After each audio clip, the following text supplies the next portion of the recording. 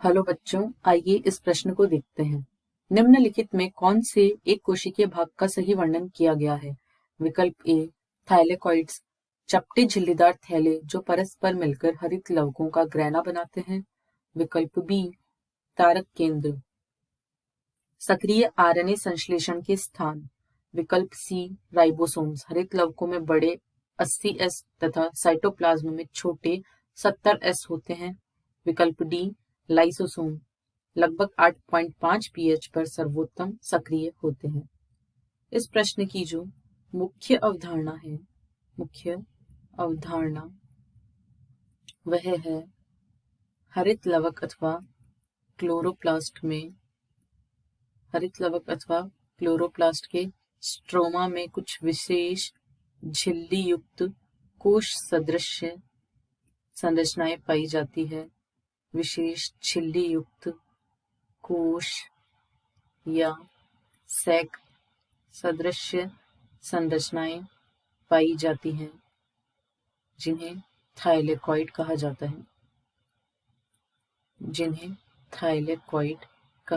है। थाइलेकॉइड।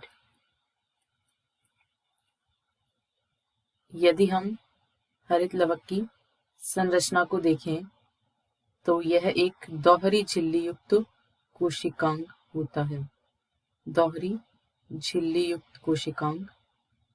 है। कोशिका में मिलने वाला एक दोहरी झिल्ली युक्त कोशिकांग है।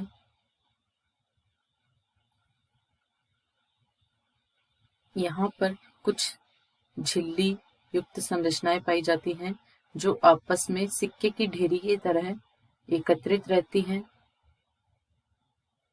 इस प्रकार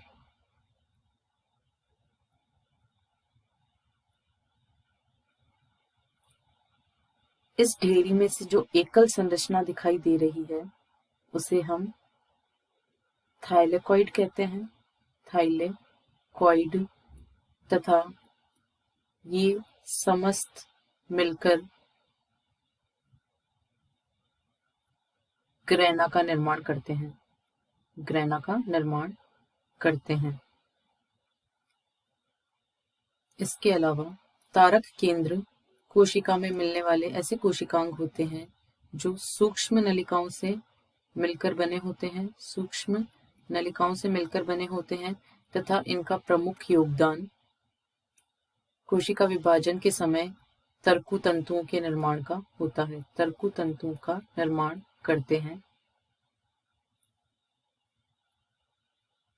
राइबोसोम जो कोशिका की प्रोटीन फैक्ट्री होते हैं, ये कोशिका द्रव्य के अलावा माइटोकॉन्ड्रिया तथा हरित लवक में भी पाए जाते हैं, परंतु जो राइबोसोम साइटोप्लाज्म में मिलते हैं या हरित लवक में मिलते हैं वे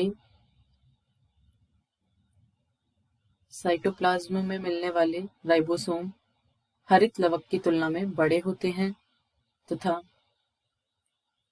लाइसोसोम कोशिका में मिलने वाला एक ऐसा कोशिकांग है जिसमें बहुत सारे एंजाइम पाए जाते हैं जो 4 से 5 pH के बीच में सर्वोत्तम सक्रिय होते हैं। इन्हें क्रिया करने के लिए अम्लीय माध्यम की आवश्यकता होती है। अतः इस प्रश्न का सही विकल्प होगा विकल्प ए थाइलेकॉइड्स। ये चपटे झिल्लीदार थैले हैं जो परस्पर मिलकर हरित लवकों में ग्रैना का निर्माण करते हैं।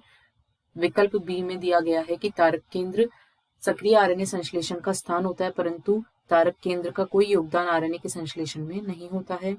राइबोसोम्स साइटोप्लाज्म में बड़े मिलते हैं और लाइसोसोम 8.5 नहीं बल्कि 4 से 5 pH के बीच में सबसे ज्यादा सक्रिय होते हैं। आशा है आपको प्रश्न समझ आया होगा। धन्यवाद।